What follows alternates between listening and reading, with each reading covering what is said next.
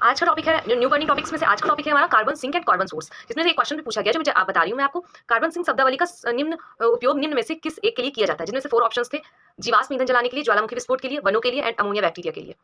तो मैं टॉपिक समझा दे रही हूँ, आप मुझे कमेंट में आंसर बताइएगा इसका, ठीक है। चलिए बताती हूँ इसका। जो carbon sink is anything that's man made या नेचुरल, कुछ भी हो जो कार्बन को अब्सॉर्ब करता है वो कार्बन सिंक कहलाता है। जैसे कि प्लांट्स हो गए, ओशियन हो गई, सॉइल्स हो गई, ये सारे कार्बन ऑब्जॉर्प्शन है।